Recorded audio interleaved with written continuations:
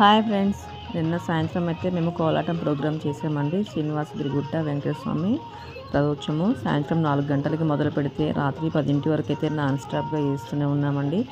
గుట్ట దగ్గర నుండి మాకు Dammapeta centre, Ambedkar, Nataraj centre, bus stand, మళ్ళీ అంబేద్కర్ సెంటరు మొత్తం ఒక 6 కిలోమీటర్లు అయితే వస్తుందండి.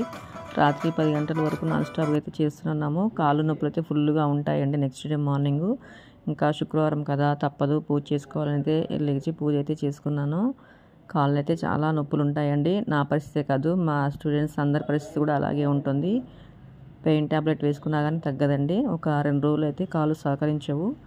మళ్ళీ ఉగాది రోజు, రేపు కాకుండా ఎల్లుండి ఉగాది రోజు కూడా ప్రోగ్రామ్ ఉంది. మళ్ళీ దానికి ప్రిపేర్ అవ్వాలి మేము. రేపు సాయంత్రం ప్రాక్టీస్ పెట్టుకొని ఇంకా ఇంట్లో ఇలా ఉంటుందండి మా పరిస్థితి. కాలు ముందుకు పడదు అసలు. కానీ కొంతమంది కోలాటం అంటే ఏదో చులకనగా చూస్తారు, కానీ ఏదో పేరు వచ్చేస్తుంది అనుకుంటారు. కానీ ఎంతో కష్టపడితేనే మనకు ఒక పేరు అనేది వస్తుందండి. ఇగో కాళ్ళు కూడా ఇలా పగులుతాయండి. మొత్తము ఫోర్స్తో ఎగురుతాము రోడ్డు మీద, ఏదో ఒకటి గుచ్చుకుంటుంది, కాళ్ళు కూడా ఇలా పగిలిపోతాయి. చూసే అంత తేలిగ్గా ఏమి ఉండదండి కోలాటము, చాలా కష్టం ఉంటుంది వేయటానికి.